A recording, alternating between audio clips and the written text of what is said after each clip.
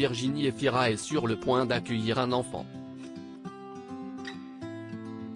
En couple avec Nils Schneider depuis 2018, la comédienne a traversé, avant ça, quelques aventures mouvementées.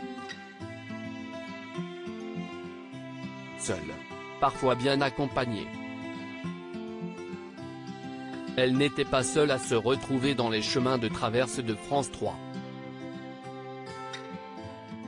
Invitée à se confier sur divers aspects de son parcours par Agathe Le Caron, Virginie Efira a eu la surprise de croiser, dans un bar situé sur son itinéraire, son meilleur ami Nicolas Bedos. Comme l'a rappelé la présentatrice, et entremetteuse de ce verre fortuit, la comédienne avait déjà qualifié son collègue de mari de substitution. Titre qui correspond à un ancien chapitre de sa vie, maintenant qu'elle est en couple avec Nils Schneider et qu'elle est enceinte de lui. Si est-il vrai que j'ai dit cette chose-là, mais ça correspondait à une période précise de notre vie où effectivement le célibat me convenait bien, ou le papillonnage, a expliqué Virginie Efira. Et Nicolas était la personne. Je peux te dire que les chemins de traverse, on les a traversés dans tous les sens. On dit souvent que de l'amitié à l'amour il n'y a qu'un simple pas. Mais ces deux-là n'ont jamais tellement eu la volonté de le franchir. On a très vite senti que notre rapport était celui de l'amitié, se souvient-elle.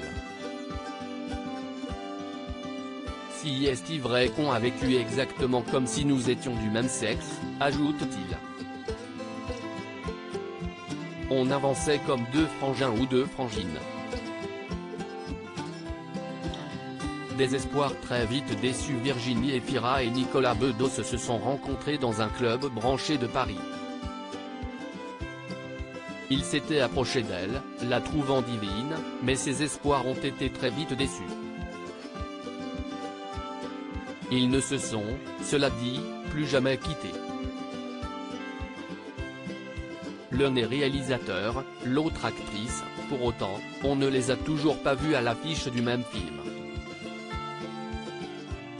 Mais cela serait-il une possibilité? Quand on est si proche de quelqu'un, qui devient l'une des 2 ou 3 actrices les plus demandées, je crois qu'il y a une sorte de pudeur, de peur d'avoir l'air d'en profiter, assure-t-il. Le cinéaste a dévoilé son dernier long-métrage, Mascarade, en novembre 2022.